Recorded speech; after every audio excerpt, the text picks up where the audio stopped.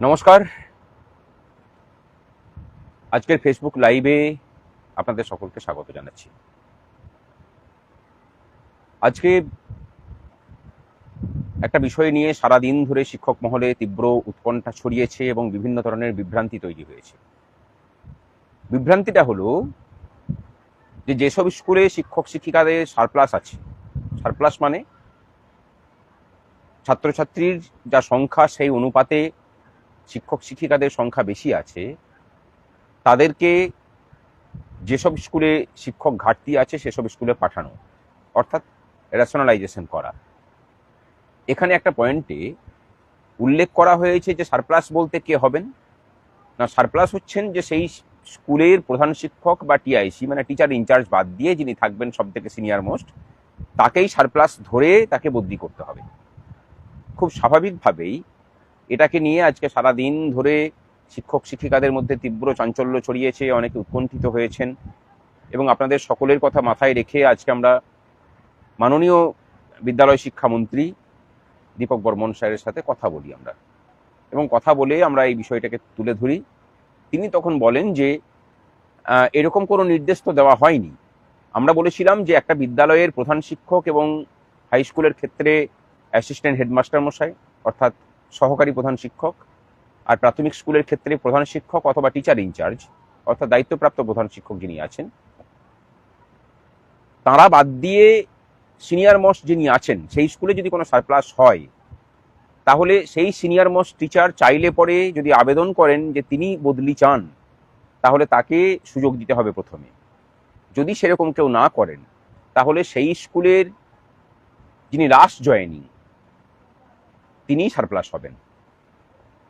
এটা এই কিছুক্ষণ আগেই কথা হলো, এবং আমরা যখন বললাম যে যে অর্ডার বেরিয়েছে তাতে কিন্তু আপনার যে বক্তব্য সেই বক্তব্যের রিফ্লেকশন নেই, তিনি তখন বললেন যে আমি এখনো পড়ে দেখিনি, আমি সেটা পড়ে দেখছি, পড়ে দেখার পরে আমি এটা নিয়ে অবশ্যই ব্যবস্থা নিচ্ছি। যদি সেরকম ভুল হয়ে থাকে, ভাষাগত কোনো ত্রুটি হয়ে থাকে, তাহলে অবশ্যই সেটা সংশোধন হবে, সংশোধন করে সেটাকে আমরা নতুন করে করব।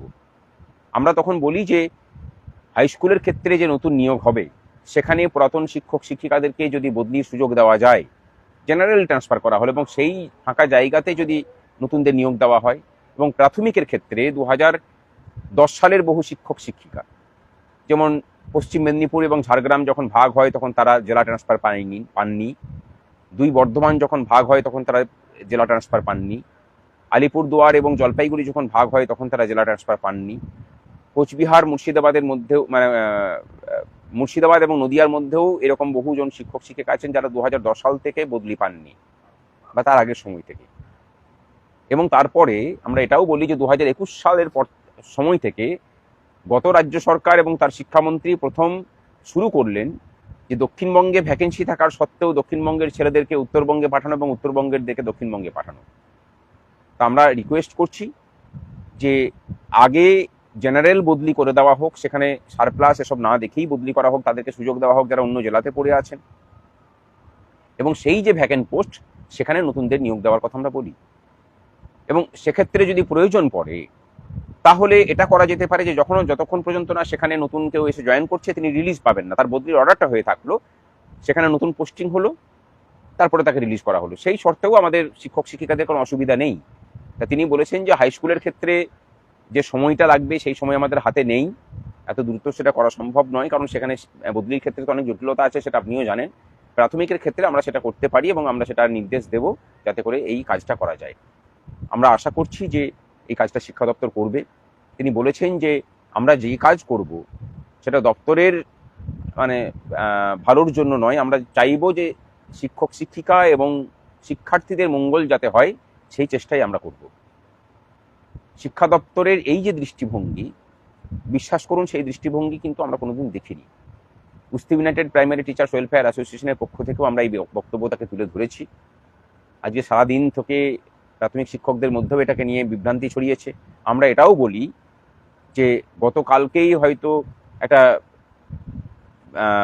ভার্চুয়াল বৈঠক এডুকেশন কমিশনারের সাথে বিভিন্ন জেলার ডিআইদের হয়েছে, সেখানে কিন্তু তিনি ভার্বালি বলেছেন যে যিনি স্কুলের সিনিয়র মোস্ট তাকেই বদলি করতে হবে এবং সেই অনুযায়ী কাজকর্ম করছেন। সুতরাং আপনাকে ইমিডিয়েটলি হস্তক্ষেপ করতে হবে এবং হস্তক্ষেপ করে এই সমস্যার সমাধান করতে হবে। তিনি কথা দিয়েছেন, আপনারা নিশ্চিন্ত থাকুন, সংগঠন আছে, আমরা আছি যখন, তখন কোনো অন্যায় এত সহজে হবে না। আশা করি সেটা ঠিক হবে। নিশ্চিন্ত থাকুন, ভরসা রাখুন সংগঠনের উপরে। এবং দূরবর্তী জেলার শিক্ষক শিক্ষিকা যারা আছেন তাদেরকে অনেকটা নিশ্চিত বলতে পারি যে আপনাদের বদলিও জেলায় ফিরে আসার কাজও হবে। একটু ধৈর্য রাখুন, সংগঠনের সাথে থাকুন। আর যারা চাকরি প্রার্থী আছেন 2022 সালে টেটে যাদের নিয়োগ প্রক্রিয়া থমকে আছে, আমরা সেটা নিয়েও বলি, যেটার কাজও খুব তাড়াতাড়ি শুরু হবে। ভালো থাকবেন সকলে।